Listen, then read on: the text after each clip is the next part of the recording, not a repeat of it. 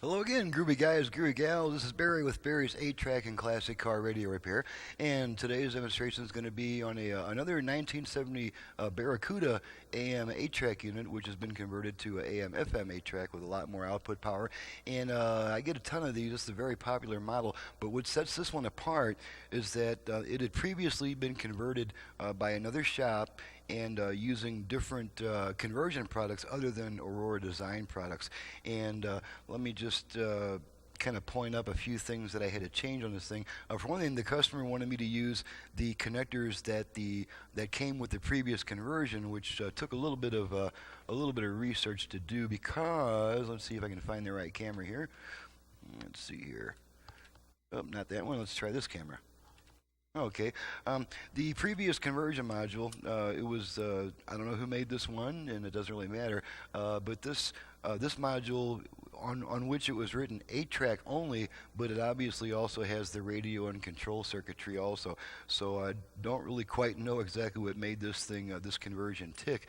And then there was also this external fader mounted on the side of the unit where you really can't get to it once it's in the dash. I mean, you could probably reach up there and play around with it, but this outboard stuff is no longer necessary with the Aurora conversion. And then there was also some kind of relay deal. There's a couple extra wires that they're not really needed, so I don't know what they were needed for. It appeared that the previous conversion used the front speakers for the 8-track and the rear speakers for the radio, but I can't really attest to that because my job was to rip it out, not really to try to figure out what it was. I know from experience that this is the way to do a 70 Barracuda. They normally are supposed to have all speakers operating on both the radio and 8-track functions. So that's the way that I configured this new conversion, how to work the new conversion. So there's the unit, and we're just going to go. We're just going to go through all the functions because some of the functions will operate differently than it did with the previous conversion. And so we're just going to go ahead and fire this thing up and take it through all its paces, make sure everything works properly. This is from Jim in Greensboro, North Carolina, I believe. Hi, Jim. Thanks for the job. And so we're just going to turn her on and run it through all the functions, make sure everything works right. Okay, we do have it set to an FM station currently. And I guess we're going to demonstrate the virtual front rear fader, which replaces that fader that was mounted on the side. You can now use the tone control as a virtual front rear fader. So let's go ahead and go to our output level meters. Put our unit in the upper left hand corner, and as you can see, all the speakers are currently working, and we're gonna work our existing balance control, left and right, left, right. Okay, and now we're going to adjust the front rear fading action, and we do that with the tone control. And the way to activate the front rear fader on the tone control is on this type of unit, we turn the control upwards twice, each time returning it to its original position. So the first thing I'm going to do is back off this control a bit so I've got room to turn it upwards, and we're going to turn it upwards twice. And after that, we're going to hear 4 beeps to the speakers. After those 4 beeps, then we'll be adjusting the front rear fading action with the same control. So here we go. Okay, there's our beeps. Okay, and now we're using this tone control to adjust the front rear fader. Front, rear, front, rear, front, rear. Okay, now I'm going to stop adjusting it, and after about 1 second, the function is going to time out, and when it times out, it's going to give me 1 beep. Okay, and that lets us know that the setting's been saved, and now the tone control is just a tone control again. And you can hear it changing the tone. Now, I'm not real happy with the balance I achieved, so I'm going to go ahead and do this again. Okay, there's our beeps. See, we can get a little bit better front-rear balance. Okay, that's much better. So now, there we go, it's timed out, and now we can take our tone control back to the optimum listening position. Okay, so now that we've done that, we're going to go ahead and run through all the FM stations and see how many we get. I normally get around 25 FM stations after the conversion, so let's just see how many FM stations we pick up now. Let's go ahead and bring our radio back into the foreground. Alrighty, here we go. Uber driver Chad Fart. He lives in Gulfport, Florida. For anyone contemplating suicide, or if you know someone who is, you can find help. List. Home is where our heart is.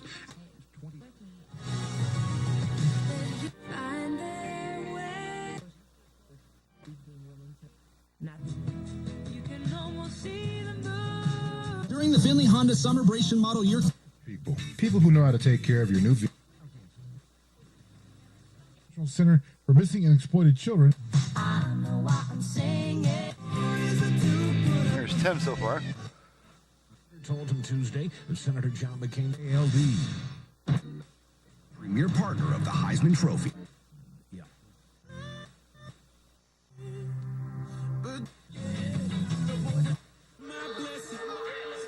And great people. Finley Press Kit for a test drive or for more information. It's coming. Hip hop station.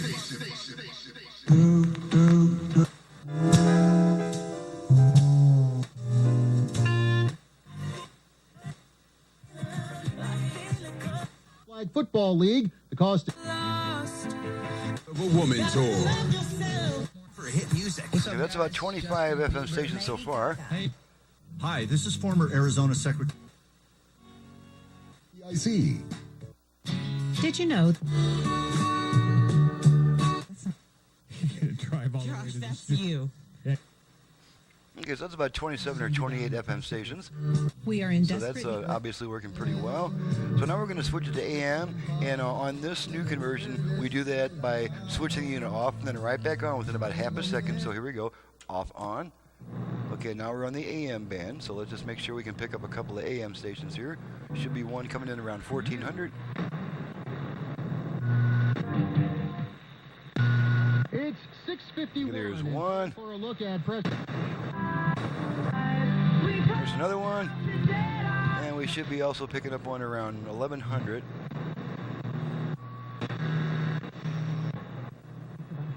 Okay, and there's our one coming in right at about 1100. Okay, so now we'll switch it back to FM, off, on.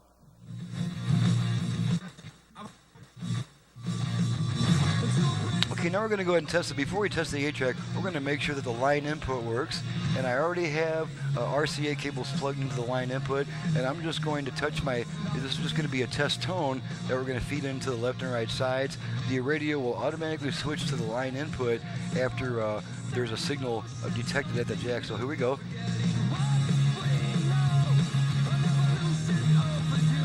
Okay, I've got something wrong here, so let's just take a look at what I might be doing wrong here. Okay, we got our audio 2.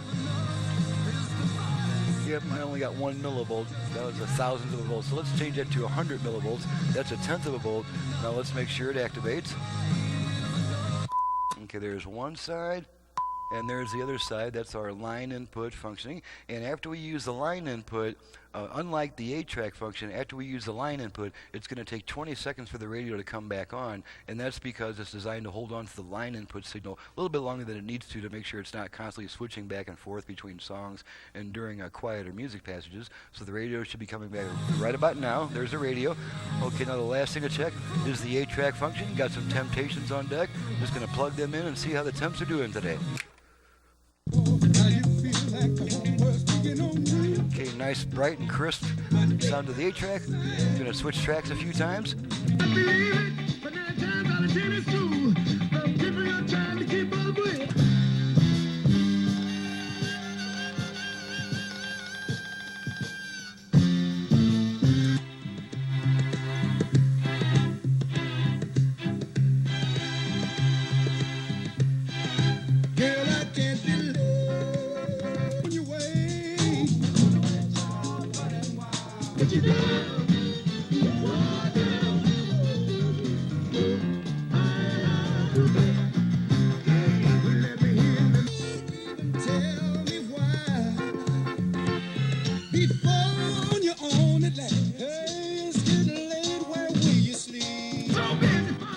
Okay, and of course on these Mopar units, the same plunger that you push in to change tracks, you pull it out to eject the tape. So we're going to pull it, tape ejects, And now we're back on the FM band. Radio comes back right away after using the 8-track function. So that concludes the test. Everything is working properly, and so now I can get on out of here. And I'll just show you a couple things that I did here. Since I had to, the wiring was not identified on the original conversion, and here's this is the existing connector that was on there, and I really don't like to reuse anything that was originally on the radio. I like to replace it with all new stuff, but the customer really was kind of hoping that I would do this. So in order to figure out where the wires went to, I had to consult I had to see, for one thing, what type of output chip was used on the original conversion board, and that turned out to be a TDA 1558. So I looked up the data sheet. Let me see if I can switch cameras here. Let's try this camera. Alrighty.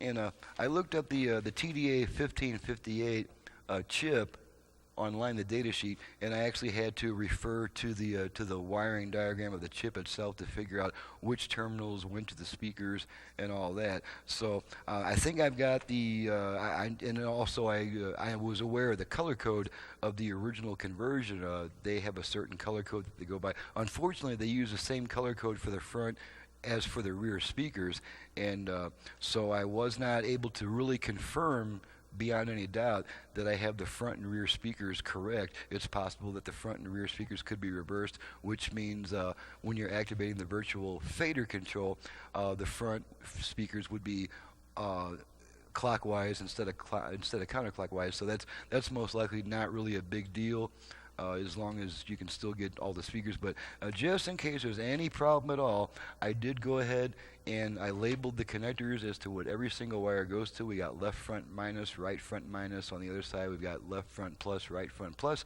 And then on the other connector, which I'm assuming is for the rear speakers, these are a little bit differently lined up. They're in line. This is a left rear plus, left rear minus, right next to each other. Then we got right rear plus and right rear minus right next to each other, as opposed to this other connector, which had them across from each other. So in case the customer has any trouble with the speakers when he plugs his unit back in, then exactly what is on each connector pin is labeled so that he'll be able to change his speaker wiring as necessary to accommodate the way the connectors are wired now. And there are also, these are the two extra wires that were with the plug. They don't make a lot of sense to me. All I could really determine was that they went to a relay inside and presumably somehow switched the speakers around between the radio and 8-track, or it could have even been something to do with the line input. But at any rate, the line input automatically activates with the new conversion. The new conversion has the front and the rear speakers, all speakers basically working at all times, instead of the front speakers working on the 8-track and the rear speakers working on the radio, etc. So we did the best we could with what we had to work with. It is working properly, and so we're going to send her back to the customer, and hopefully we won't hear from them, but if we do, then we at least had the connectors properly identified as to exactly what each wire goes to. And then one other thing too is that there was no ground wire. On the original harness did not contain a ground wire, and so I went ahead and added a ground wire just in case. I mean, naturally the radio is grounded anyway through the chassis, but if for some reason it doesn't make good contact with the car frame, then we've got this ground wire coming out that we can add, that we can hook up in addition to the chassis being grounded. So we've covered all the covered all the possible bases. Everything's working fine, and of course I'll include a lot of notes in this customer's paperwork explaining the difference between the old conversion and the new conversion, the differences in operation. In other words, the fader activation, using the tone control instead of having to have that thing on the side, and all that stuff. So, on that happy note, this is Barry with Barry's 8-track and classic car radio repair. If you have an 8-track unit either for home or for car use in need of service, you can reach me directly at 928-533-9666. Needless to say, I also perform FM conversions, modern conversions on AM radios, which can include Bluetooth, USB, line input. On some radios, I can even double the number of FM station presets if it's a Delco.